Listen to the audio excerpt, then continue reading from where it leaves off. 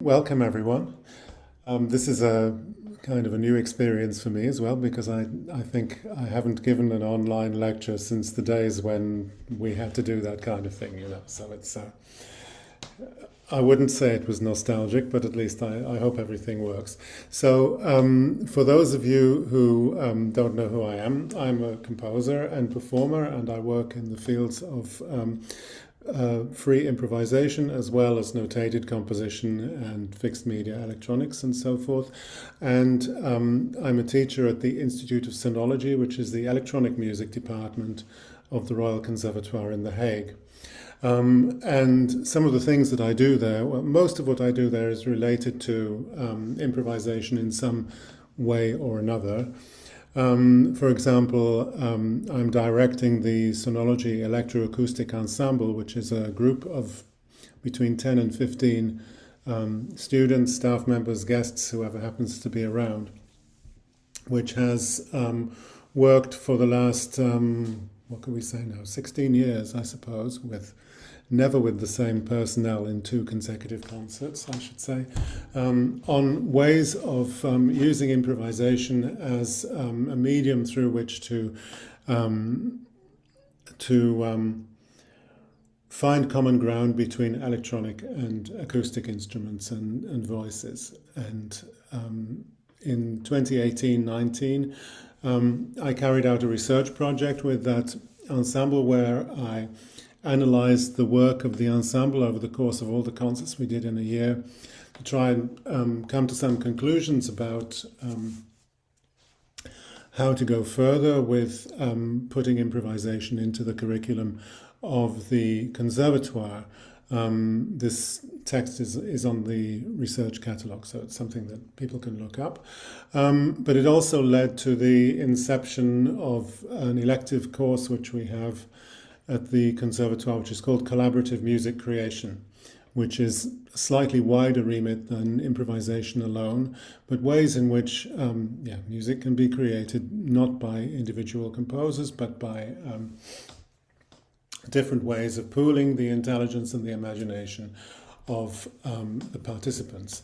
So there are very many things that I could be talking about today, but I decided, since it's a fairly short talk, that I would concentrate on one particular composition method, which I've called seeded improvisation. I think it will be hopefully clear what I mean by that when I've been talking about it for a while. So this is a concept that I've been developing in my compositional and performance work now for maybe 25 years or so. And it's a particular approach to combining precisely notated composition with free improvisation. So going to those two extremes.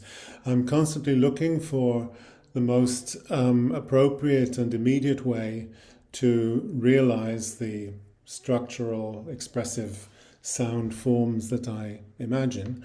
And as the imaginative scope of these sound forms has expanded, so necessarily has the range of methods that I've evolved in order to realize them. And when I say imagining a sound form, that could mean imagining not just composition in the traditional sort of sense, but it could also mean imagining a situation which facilitates unpredictability in a particular way. Not treating improvisation or notation in terms of distinct types of music, but as different compositional strategies. Now, of course, the precise specification and synchronization of sounds and structures is clearly idiomatic to notated or fixed media composition, and is not something which is so likely to happen in free improvisation. Improvisation, on the other hand, makes possible sounds and structures which are very hard, if not impossible, to imagine emanating from the imagination of a single individual, because they're the result of a collective intelligence which might coalesce into a complex unity or explode chaotically into its constituent parts, or both at any moment. So in seeded improvisation, which I'm going to be talking about today, highly precise notated materials form points of expressive and structural focus, which inform and influence the improvisatory activity that might surround and connect them, without the score prescribing the improvisation in any way. What's the point of this? Well, we can take a step back and think about what is the point of any notational intervention in improvisational creation. And the traditional way that composers tend to conceive a relation between notation and improvisation is to think of the score as somehow the basic model, the basic paradigm of composition, which is then opened up to allow space for improvisation. I'm sure we've all heard composers talking about that. And much of the work that I've been doing actually comes from the opposite direction, where the basic model or paradigm is free improvisation. And within that, notated music might act as a network of structural and expressive points of focus. I hope this will become a bit more clear when I'm talking about the music presently. So the purpose of the notation then ought to be to channel improvisation down pathways that it might not otherwise follow. Otherwise, we can just improvise. But I don't generally want to do that by prescribing rules or restrictions for the improvisation, because that's not the kind of thing I would be interested in doing myself as an improvising performer. So a defining feature of free improvisation, maybe the defining feature, is that we're not only spontaneously creating sounds, but also structures, so that we might not only be thinking about what we are doing at a particular moment, but also how that moment relates to those around it, how it relates to what's already happened, and what might happen next. And our view might extend to the entire improvised composition, whose total duration we may or may not have in mind. So we might be thinking about where we are within the 30 minutes, 40 minutes, whatever, and bearing that in mind when contributing to the evolving structure of the music in an improvisation. And what a notational intervention might do is to provide a structured sequence of events so that the improvisations that take place between them might be focused on each moment in a particular way, which in turn might give rise to musical possibilities which are less likely to emerge either from notated music or from improvisational approaches to composition. So for me, this is a central creative motivation. The idea of conceiving music in this way would be to initially myself, but also other performing partners, to react to a musical situation in unexpected and new ways. So ways which might not occur within the framework of free improvisation. So, another way of putting that is that, as the title of my first book, which you can see here, announces, I'm interested in a music of possibility. If we can think of music and more generally the human imagination as a field of infinite possibility, we can also imagine a world which is different from the one we're living in, where human potential is liberated rather than restricted by fear and hopelessness, as it often is in the world at the moment. I won't go further in that direction now, but I do ask you to bear in mind that there are reasons behind this artistic approach which have implications far beyond the seemingly small world of experimental music. I say seemingly because I think this little world actually includes everything we can think of as music, as well as the music we haven't thought of yet. So the idea of seeded improvisation first emerges for me in a composition you can see a page from here called Transmission, which is for electric guitar and electronics, which I was finished in 1999. And what you have here in the composition has 6 movements altogether. It's about 25 minutes long with all 6 movements, and the 4th movement is structured in such a way that you have, as you can see here, quite different fragments for the guitarist to play. You see in the middle of each system there the traditional kind of notes that the guitarist is playing, and the lines at the bottom indicate the movement of an expression pedal, and then at the top you also have a tablature which indicates the strings and fingers to use. So there are 36 of these little fragments in the guitar part of part 4 of transmission. And at the same time, the performer of the electronic part has 36 fragments of sound, which is derived from guitar recordings, actually. And each of the performers plays or plays back those 36 fragments in order. And in between them, they can either do nothing or they can improvise. And the improvisation then is going to be affected, influenced by the fact that, in this case, the guitarist has learned to perform a relatively complex notated part, as you can see. But there is nothing in the score that dictates what the improvisation consists of. So I'm going to play this movement now. It's about 4 minutes long. And you can get an idea of what the sound world of this music is. And because, as you can see by looking at that page, every fragment the guitar plays is quite different from all the others. Some of them are extremely short, like on the bottom system there's one which only consists of a single note.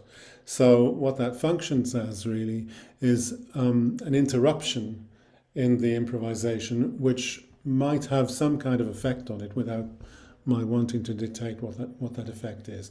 Some of them, like the one on the 3rd system, are relatively long, and because they're all so different from one another, what we are doing in performing this movement is trying to use the improvisation in order to form points of contact, not just between the little fragments that we're playing, but also between our improvisation and the improvisation or the fixed material which is being produced by the other player.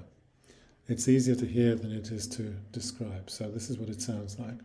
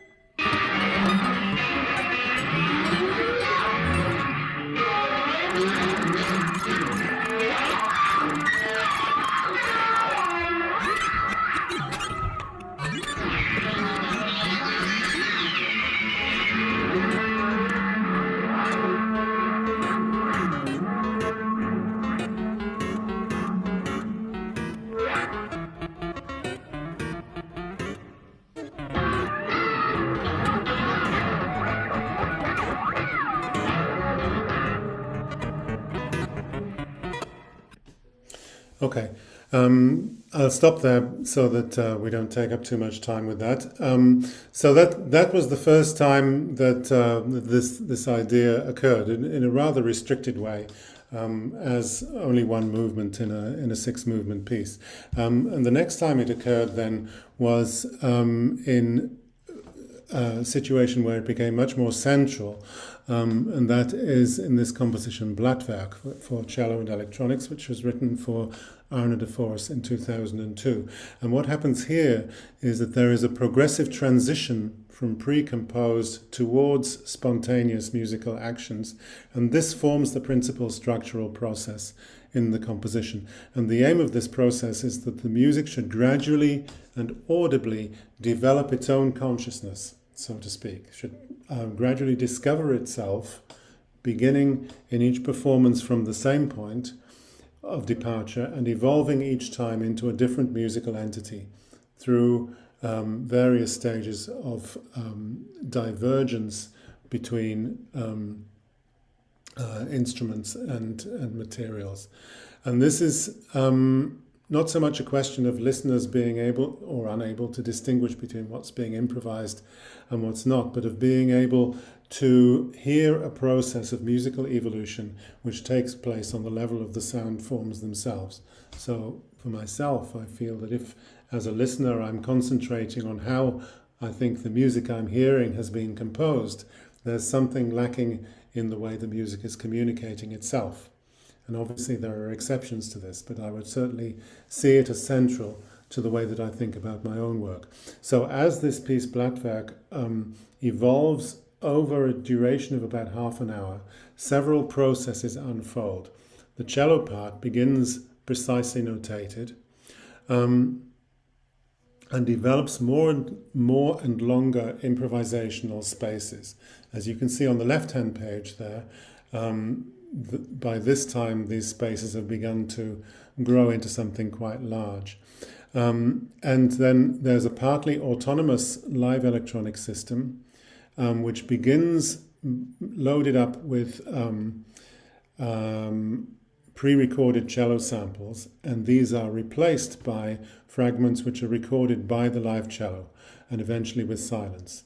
And eventually also, in the last part of the piece, an improvisational electronic component enters and plays an increasingly extended role. So you can see on the left-hand page there, where in the improvisational parts particularly, there are instructions for a set of fader controllers which are manipulating various different parameters of the played back cello samples. I won't go into that now because we're not going to hear that now. What we'll hear now is some part of the right-hand page because towards the end of the piece, which is where this is, there is a 3-minute section where everything that's happened up until then, the gradual transition from notated music towards improvisation, has reached a point where there are large areas where the notated music has dropped out. And as you can see, in both pages of the score, I use the infinity symbol, the mathematical infinity symbol, to indicate when free improvisation is taking place, which emphasizes that there are really no restrictions on what happens. And I remember when we recorded this particular piece, there were moments including the moment that I'm going to play now, where I was thinking to myself, or asking myself during this music while playing it, how did we get here? What is this? What is this place that we've reached? It's obviously more apparent once you hear how we get to this point. But I think it's quite interesting to hear the improvisation itself as the result of the various processes through notated music that have led to it.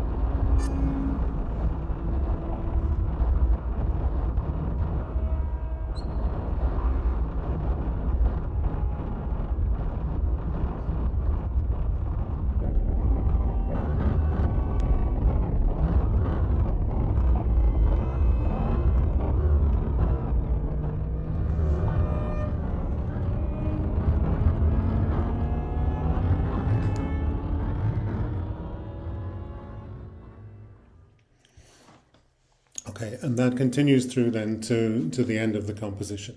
So Blattwerk was then followed in 2007 by a number of other compositions. The first one was called Adrift for piano and electronics, which was based on a piano piece, solo piano piece, which had been written 3 years before the seeded improvisation version happened. And this develops the idea further. And this time the gaps in the notation are no longer written into the score, but they can be inserted spontaneously and independently by either performer at any time, respectively by departing from the notated score for the piano, which is identical to the original solo piano piece, or by pausing playback of a fixed media part. And the fixed media part is itself based on a reordered and processed recording of the piano part. So the original piano piece is about 9 minutes long, and the seeded improvisation version is about twice as long, since then the improvisational interpolations tend to amount in each part to approximately an equal duration to that of the notated material. That was in 2007. And in 2011, I composed a piece called Cell for the Norwegian trio Poing. And their instrumentation is saxophone, accordion, and contrabass. I'm not going to go into that more deeply at the moment, but this was an attempt to produce something like this, which would be played without my participation. I haven't really come across anywhere else a comparable approach to combining notation and improvisation, but I wouldn't, on the other hand, claim that this approach is in itself something new and unprecedented. Perhaps what's more important to say is that what I'm doing is attempting to utilize a wider spectrum of possibilities for imagining and creating situations in which a new music might take place. And as time goes on, it becomes clearer to me that my own development as a musician is not so much linear as concentric, as including more and more as time goes on. And as with the ideas about notation and improvisation that I've been mentioning, I'm interested in finding ways to bring into being a point of focus or a center of gravity which renders unnecessary any restrictions on what might happen. Composers often speak of restrictions as being a necessary starting point for creativity, and I think that's an idea that needs to be questioned when possibly the most important contribution we have to make to the world is to express the possibility of freeing the imagination. Now, this piano piece on which Adrift was based already consists of a kind of labyrinth of interpolations opening out of a simple basic textural form, so that the expanded version represents a logical extrapolation of its inherent character, and that is to say, continuing the composition process into the time scale of performance, forms an extension of the structural and expressive identity of the piece. And this is also a feature in the next composition I'm going to talk about. Let's go back a moment. And this is a piece called Tendril for Harp and Electronics, which I wrote in 2013 for Milana Zaric. And I'm going to look at that in more detail at the moment. But I want to say also this whole harp and electronics duo is the first of 6 movements in the electroacoustic sextet Close-Up, which was written for Ensemble Studio 6 in Belgrade. And this has recently been released on CD. So this is a page from Tendril. I'll also be looking at the 6th movement of Close-Up, which was written in 2016, which extends the seated improvisation concept to music for 6 musicians, who for most of the duration of this music are alternating between independent notated compositions and free improvisation. Now, a few words about Close-Up itself. It emerges from the multisensory image of passing through a forest or some other richly biodiverse environment and viewing it from many perspectives, from the smallest details to the whole. So now maybe an almost microscopic insect which is making its way across the veins of a leaf, and now on the other hand an ancient tree whose summit is almost out of sight. And all of this forms an unfathomably complex dynamic unity. Each of the 6 movements of Close-Up then embodies different approaches to composing for improvisers, although that's not really what this music is about as far as listeners are concerned, unless they wish specifically to focus on that aspect. So first, I want to look at this continuity between score and improvisation in Tendril. So as with the piano piece I was talking about before, the composition was developed through a process of interpolation. This time with the electroacoustic duo as an explicit endpoint. So the harp part comprises a principal material in which the 2 hands of the harpist function almost as separate instruments. You can see an example of that in the lowest system of the example here. You have the 2 hands of the harpist, as I say, functioning as separate instruments, and the constantly changing pitch sets created by the pedal movements function as a kind of third voice. And at various points in this musical fabric, the structure is interrupted by interpolations, which might freeze the ongoing texture for a while, or diverge from it before returning to it at the end of the interpolation, or they might begin from something different and reconverge on it, or they might form a more or less smooth transition between points of departure and arrival, or they might be completely unrelated to what has just happened and what is about to happen. And sometimes interpolations happen within the interpolations themselves. And of course, the categories of interpolation that I've just mentioned might also form the basis of what the harpist might do when taking the composition to the next stage by interpolating improvisation at freely chosen points within the score. And meanwhile, the electronic part consists firstly of a fixed media component, which itself is based on a recording of the harp part, which is then similarly to the piano piece reordered and transformed.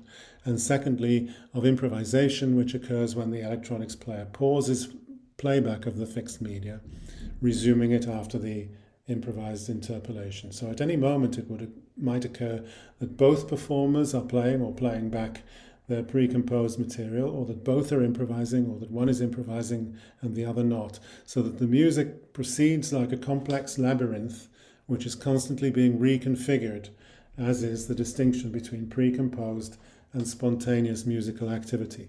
So we'll just hear the beginning of the piece now.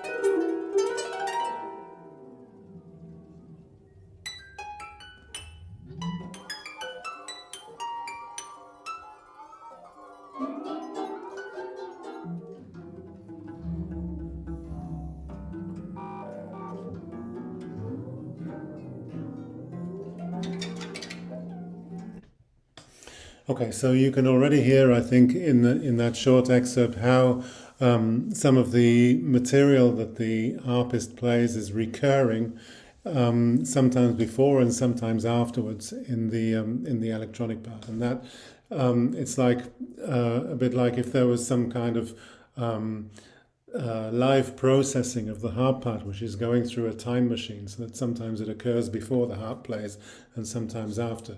And then the improvisational parts, of course, are responses to what is happening at that particular moment. Now, moving on to the last thing I wanted to talk about today, the last and most extensive of the 6 movements of close-up is entitled Šuma, which is the word for forest in Serbo-Croatian. And each of the 6 instrumentalists, you have recorder, trumpet, cello, accordion, harp and electronics, has a solo composition which can be performed separately. So here you see part of the accordion composition, here for the slide trumpet, here for the sopranino recorder, here for the cello and one of the electronic parts as well. And then the way that these materials are combined together is shown in the diagram here, which is also from the score. Each of these solos is divided into 4 sections of different durations, and the score, as we see in the diagram here, is divided between 4 unsynchronized sections, S1, S2, S3 and S4, where each performer alternates between the corresponding section of their solo and improvisational activity. And on the other hand, then 3 synchronized sections in between them. So you can see with the first of these, T1, the instrumentalists join at different times.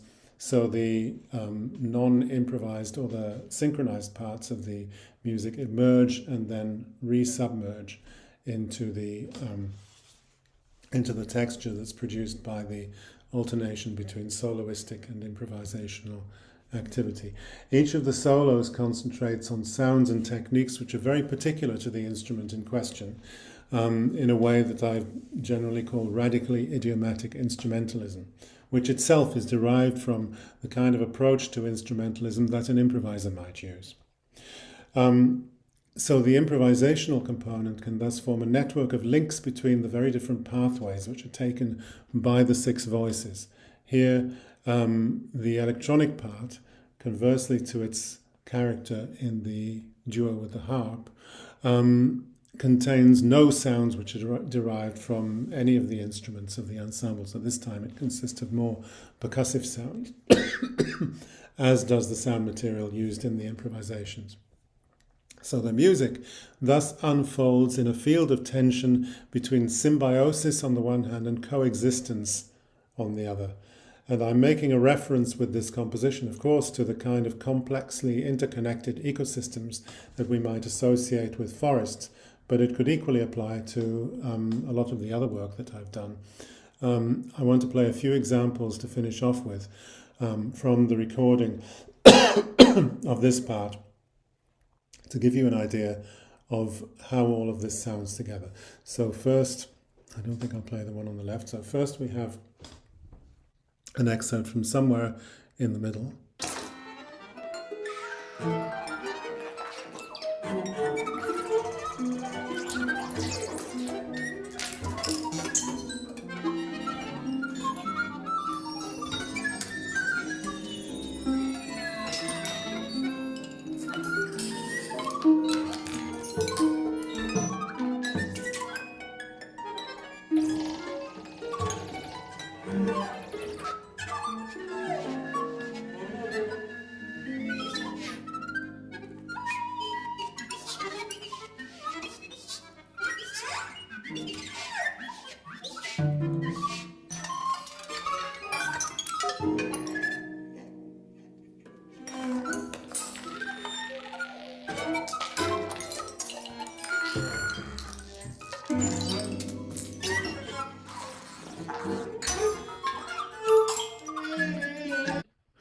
Okay, now I'm going to go on to playing something near the very end, which is a very different texture from what you've just heard.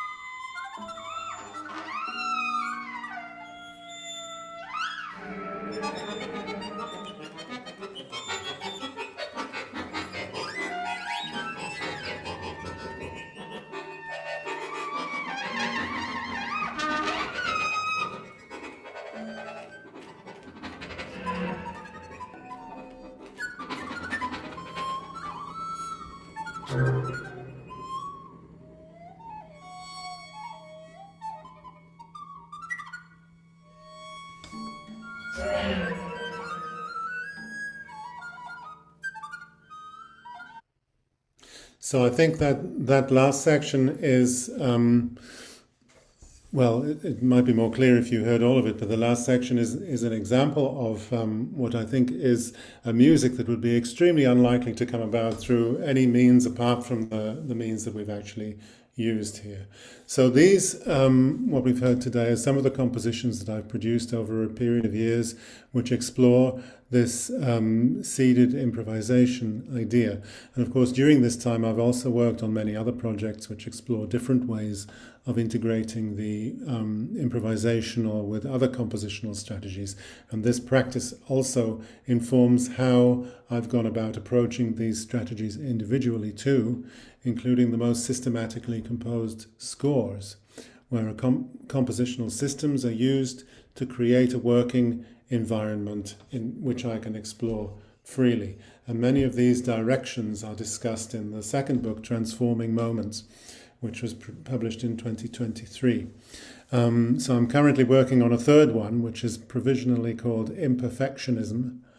And this concentrates on different forms of collaborative music creation and how it might evolve over the course of a long-term artistic partnership. And indeed, all of the music I've played today has been the result of such long-term partnerships. And that leads me to my final remarks then. Seeded improvisation actually presupposes a certain kind of performing collaborator, someone who's interested in and capable of realizing the sometimes quite complex notation of the scored elements, as you've seen, while at the same time having an individual and spontaneous imagination to bring to the improvised elements. So the improvisation is not generic, it's something which is very personal to the participant. And also to have the agility of mind and action necessary to swing seamlessly between them when appropriate. So one of the things that I did in the Music of Possibility book is I've finished the book with a series of quite extended dialogues with various collaborators that I've worked with on some of these pieces. So one of those people was the harpist Milana Zaric, and she says in her part of the dialogue, from the interpreter's point of view, I'm quoting now, "It seemed to me that the part of the brain which enables the performance of written music and that from which improvised ideas stem must be two different parts. It just seemed so unnatural and counterintuitive to be performing a complex score one moment and to be improvising freely the next, and then to bring my attention back to the demanding score before departing from it once more. I felt this as an uncomfortable and disorienting push and pull. I guess the visual equivalent would be like going in and out of focus. The mind which performed the score kept demanding precedence and didn't want to interrupt the score once it was in full swing, while on the other hand, the naturally shy and democratic mind of the improviser kept retreating until this problem revealed itself as a solution. The improvised parts would spring from certain repetitive motifs in the score or from dismantling the hidden melodies inside it, and then the two conflicting minds started working together, as when we're in deep sleep, when all the different sections of the brain, instead of being in a chaotic counterpoint, all of a sudden synchronize and send each other waves of information in a calm harmony. What happened, in other words, was a dream come true. But actually what makes the improvisation particularly interesting during the course of this piece is that the electronic part plays motifs already played on the harp or anticipates them, so that for my improvisation I have several layers to communicate with and from which ideas might stem at any given time. This interplay between the instruments blurs their borders to the point of erasing them. It's a constant whirlwind, an undergrowth and overgrowth of sounds, textures and phrases, and the beautiful thing is it's always different, since it's absolutely not appropriate to repeat or remember the improvisation in the way that you would remember the written material. It has to belong to the moment. That's the end of the quote. In other words, what the seated improvisation situation does when approached by a musician in sympathy with its concepts and aims is perhaps paradoxically to make the improvisation more spontaneous and less predictable, as I was suggesting before. And this is an area whose exploration is perhaps only now beginning. Later this year, I'm planning to produce a composition which extends this principle to a chamber orchestra-sized ensemble. I haven't quite worked out how that's going to happen yet, but I have a few months to work it out. So that's what I had to say to you today. Thanks for listening, everyone. Thank you so much, Richard. Thanks for your nice work, sharing your nice work and expertise. And we need to keep an eye on the time, but I would suggest that asking your questions now to Richard is possible. Or not. Hi, can you hear me? Yes, I can. Hi, I have, it's partly a question and partly an observation. Just a brief background. I'm a classical pianist, and the way that you talk about this seated improvisation is this intimate connection between written material and improvisation. It reminds me very much of forgotten practices that are being revived from the 18th and 19th centuries, particularly when you're talking about a multi-movement work, which has, not dictated in that case, but improvisations connecting each movement. Possibly it's a way these two schools are going to potentially get back together in the modern day. And also when you mention about what it requires of the performer, it asks for a particular imaginative awareness. Do you see a connection between those two schools? I'm quite interested in earlier forms of music myself, and in particular, the more one studies music history, the more one finds out that what we think of as the traditional mode of composer-performer relationships and how compositions are transmitted between composers and performers, that's actually something which is very historically and geographically restricted in relation to, as you say, practices which took place before the modern period, but also practices which take place in most musical cultures around the world. And so I don't know whether you're talking about some aspect of earlier performances, in particular. But I remember once, some years ago, going to a piano recital by the Australian pianist Geoffrey Lancaster, and he was playing Beethoven sonatas on an instrument of the early 19th century, but he also played little improvised preludes before the sonatas as well to kind of introduce the tonality of those pieces. And he seems to have been of the opinion that that is something that pianists would have done at the beginning of the 19th century. And as you say, it's a tradition which has been completely lost in the meantime. And there are also, I'm involved in the Conservatoire in The Hague in a research group which is looking into very various aspects of music, including the ones I've been talking about. But we also have some Baroque musicians there who are talking about the way that improvisation played a part, not just in the realization of things like basso continuo, but also in the completion of some music which looks very bare on the paper, and which wouldn't have sounded like that in real life, so to speak, because the notated score, I'm sure you know more about this than I do, was a framework which could be elaborated in different ways every time it was performed. So I think you're right in a way. What somebody like me is doing in this way is sort of not just inventing something new, but also making connections across history and also making connections across musical cultures too. Yeah, it makes me wonder whether that way of composing will then develop into something that then has the assumption of the inclusion of improvisation, less so from the request of the composer. I'm Yeah. curious.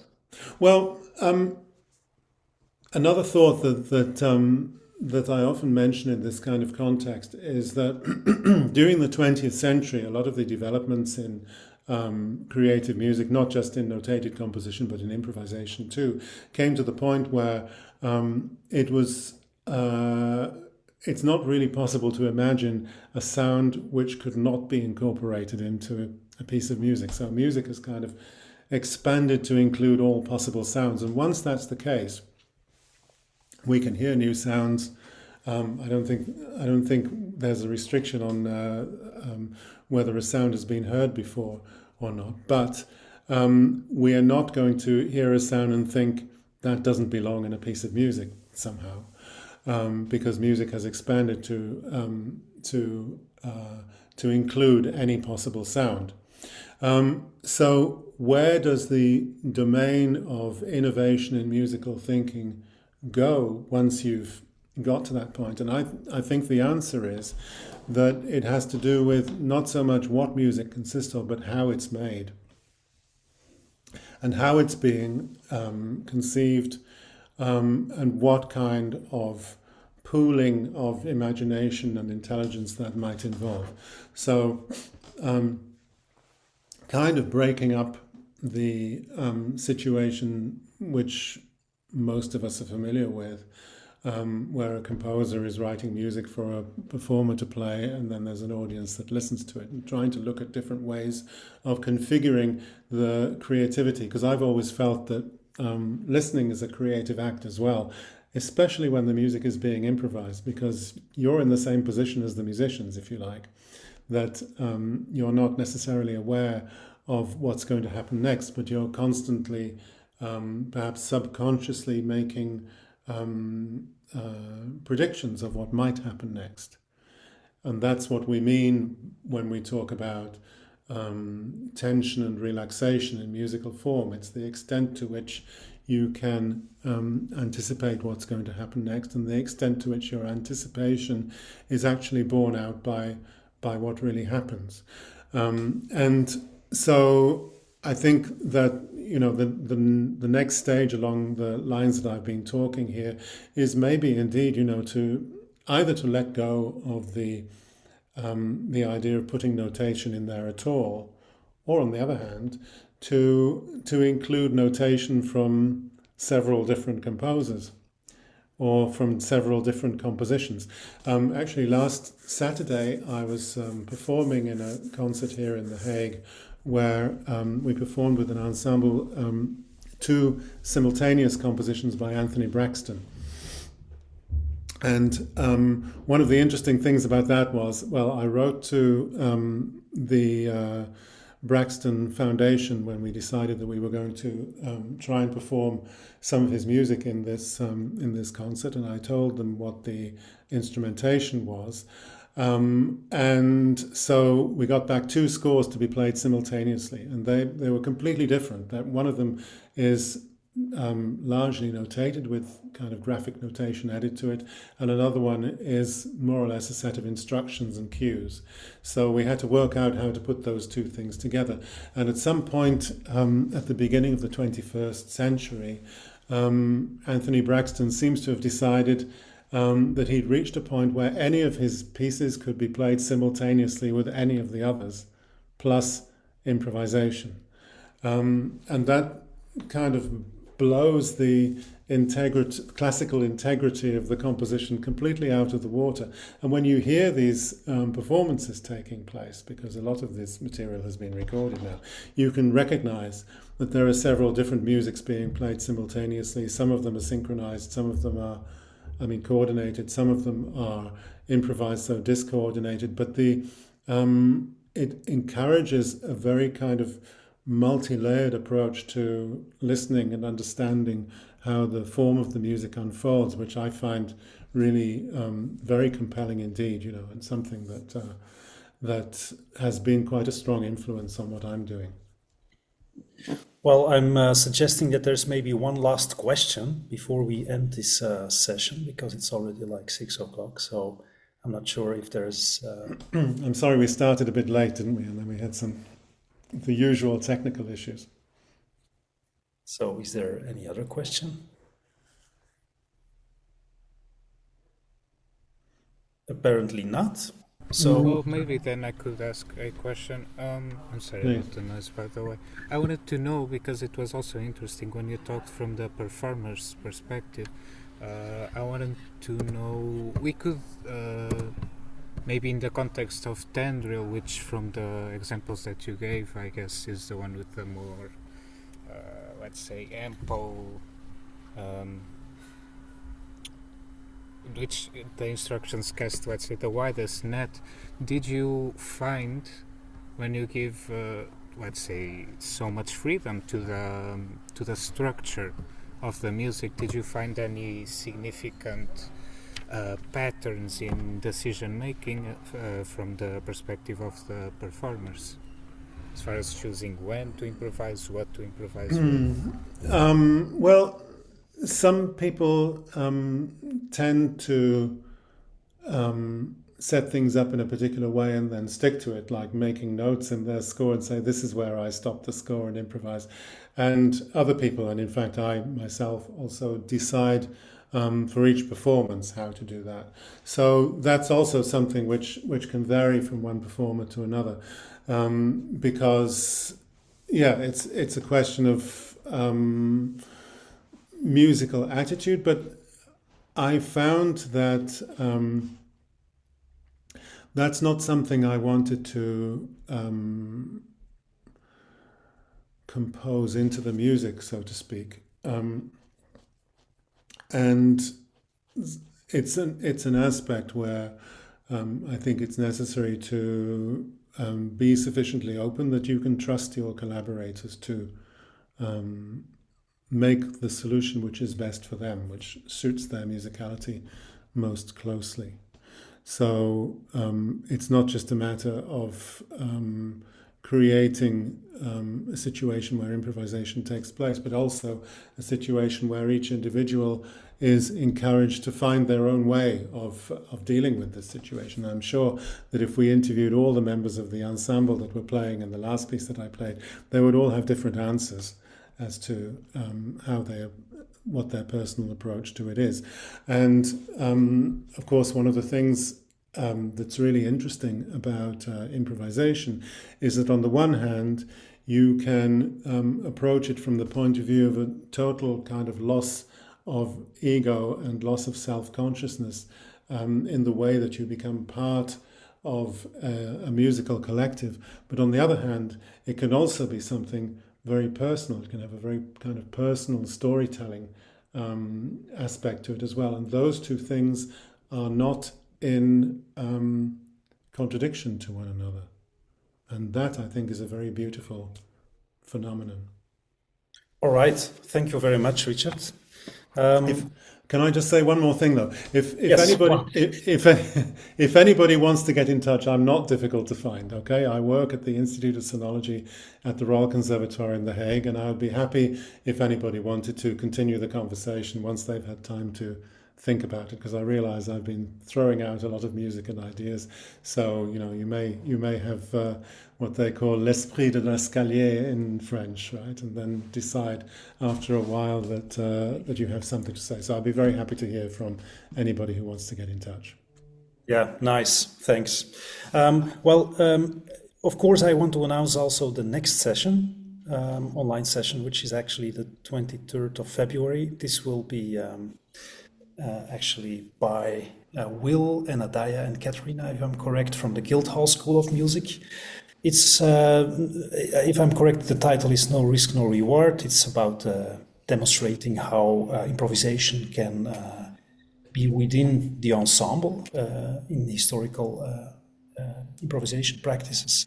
So I'm very looking forward to this session as well, Will. And So are we. yeah, I so might just add, actually, if that's all right, that even though we'll be coming at it from a classical kind of background, we're very much trying to make the session as relevant as we can for anyone from electroacoustic, jazz, experimental music. We hope that what we talk about will be relevant for everyone. So it'd be great to see you there. yeah, I'm sure it will be. And so don't forget to subscribe or to register for the next session, the 23rd of February. And then there will be 3 other sessions, one in April, one in May, and one in June. But this information will be shared later, one of the next weeks, I hope. So I want to thank everyone to attend this session, as well Richard for sharing everything shared today. And I hope to see you in the next session, 23rd of February then. Have a nice evening. You too. Thanks. Thank Bye. you. Thanks, Thank you Richard. very